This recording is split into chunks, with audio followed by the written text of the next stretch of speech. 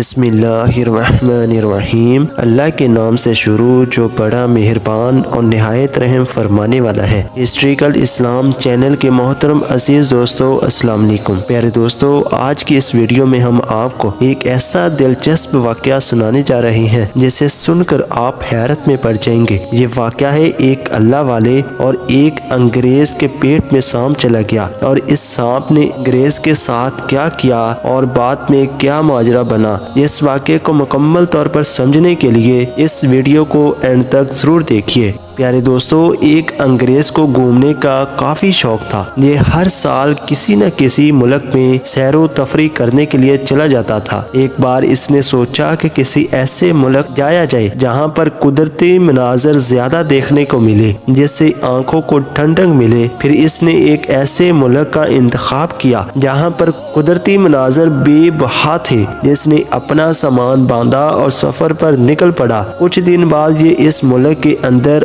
پہنچا۔ گھومتے گھومتے وہ ایک ایسے شہر میں جا پہنچا جہاں پر ایک بہت بڑے بزرگ رہتے تھے۔ اچھا ہونے کے ساتھ ساتھ یہ کافی عقل مند بھی تھے۔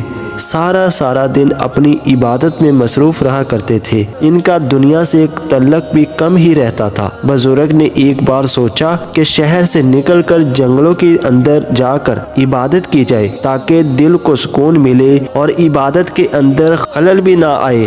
بزرگ نے گھوڑا لیا اور گھوڑا لے کر سفر کی طرف چل پڑے۔ جنگل میں آ کر بزرگ نے ایک جگہ کا انتخاب کیا اور یہاں پر ایک جھونپڑی بنا لی۔ پھر اس کے اندر عبادت کرنے لگے۔ اب بزرگ اس جنگل میں رہ کر خوراک کا بھی گزارا کر لیتے تھے۔ کبھی کبھار ان کے پاس کوئی مہمان بھی آ جاتا تو ان کی دیکھ بھال بھی کرتے، اس کے رہنے سہنے کا بھی انتظام کر دیتے۔ بزرگ کے پاس دنیاوی سامان بہت تھوڑا تھا۔ یہ بزرگ کبھی کبھار اپنے گھوڑے پر سوار ہو کر جنگل کی سیر کے لیے بھی نکل پڑتے۔ اب اتفاق کی بات یہ بھی تھی کہ وہ انگریز بھی اسی جنگل کے اندر آیا اور اس نے اپنا کیمپ لگوا لیا۔ خوراک وغیرہ کا انتظام بھی ساتھ کر کے لائے تھے تاکہ کوئی تنگی نہ ہو سکے۔ ابھی انگریز پورے جنگل کا نظارہ کرنے کے لیے روزانہ گھومتا رہتا تھا۔ ایک بار یہ ایک ندی کے کنارے آ پہنچا۔ یہاں خوبصورت پہاڑیاں تھی۔ یہ قدرت کے منظر دیکھ کر کافی خوش ہوا۔ یہ ایسا منظر تھا جو واقعی میں دل کو چھو جانے والا تھا۔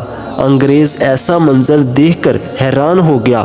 پھر اس نے اپنے ترجمان سے کہا کہ جاؤ کیمپ سے سامان لے آؤ، آج رات ہم یہاں پر کھانا پکائیں گے اور آج رات ہم یہیں گزاریں گے۔ اس کا ترجمان کیمپ کی طرف چل پڑا۔ وہاں پر جا کر اس نے کھانے پینے کا سامان اکٹھا کیا اور لے کر دوبارہ ندی کے کنارے آ پہنچا۔ ترجمان نے کھانا پکانا شروع کر دیا۔ یہ اس ندی کے اندر سارا دن نہاتے اور کھاتے پیتے رہتے، اور جب رات ہو جاتی تو یہ اسی ندی کے کنارے سو جاتے تھے۔ آج بھی کچھ ایسا ہی ہوا۔ آج جب صبح ہوئی تو اس کے ترجمان نے سوچا کہ کیمپ جا کر وہاں پر صبح کے ناشتے کا بندوبست کرتا ہوں۔ اس نے انگریز کو نہیں جگایا۔ انگریز کافی گہری نیند میں تھا۔ ترجمان کیمپ کی طرف چلا گیا۔ بزرگ بھی صبح کی سیر و تفریح کے لیے اپنے گھوڑے پر چڑھ کر جنگل کے اندر چکر لگا رہا تھا۔ جیسے ہی بزرگ گھوڑے کے اوپر سواری کر کے آ رہے تھے تو اس نے سامنے دیکھا کہ ندی کے پاس ایک انگریز سویا ہوا ہے اور اسی کے پاس ایک سانپ بھی بیٹھا ہوا ہے۔ بزرگ اس کے نزدیک آئے تو آ کر دیکھا کہ وہ سانپ اس آدمی کے منہ کے اندر چلا گیا، پر اس کو معلوم بھی نہیں ہوا۔ اب بزرگ سیدھا انگریز کے پاس چلے آئے اور آ کر اس کو زور سے جھٹکا دیا۔ چنانچہ انگریز پریشانی کے عالم میں اٹھ کر بیٹھ گیا۔ جیسے ہی اٹھا تو اس کو بزرگ نے لاٹھی کے ساتھ مارنا شروع کر دیا۔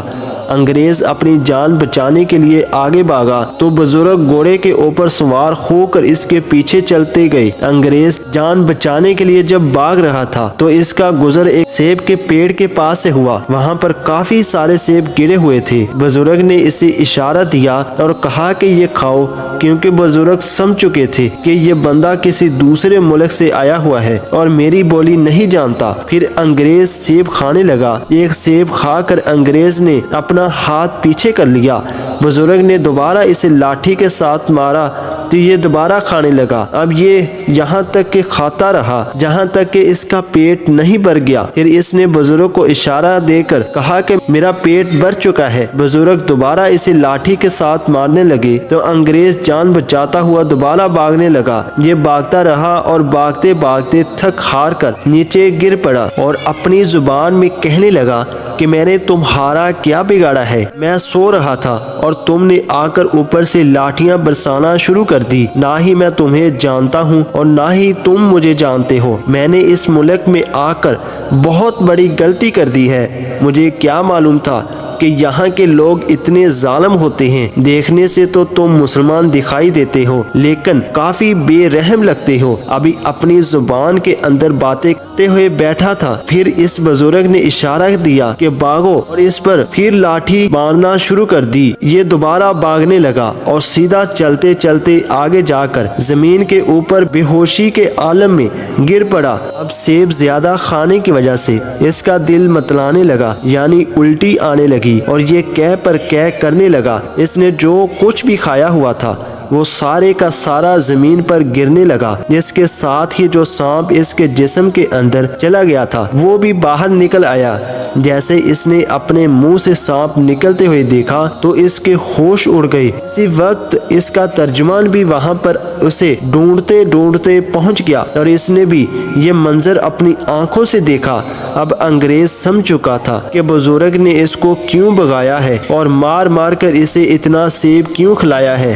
अंग्रेज जाकर बुजुर्ग के कदमों के नीचे बैठ गया और कहने लगा कि वो कौन सी मुबारक घड़ी थी जब आप मुझे मिले। आप तो मेरे लिए रहमत का फरिश्ता बनकर आए हैं। अगर आप ना होते मैं बेशक मर चुका होता, लेकिन अफसोस कि आप मेरे साथ भलाई का काम करते रहे और मैं आपको काफ़ी बुरा भला कहता रहा। आप मेरे लिए शफकत वाले और हमदर्द बनकर आए हो। अगर मुझे मालूम चल जाता कि आपने मुझे इसलिए भगाया इसमें मेरे लिए ही बेहतरी थी तो मैं आपको कुछ नहीं कहता।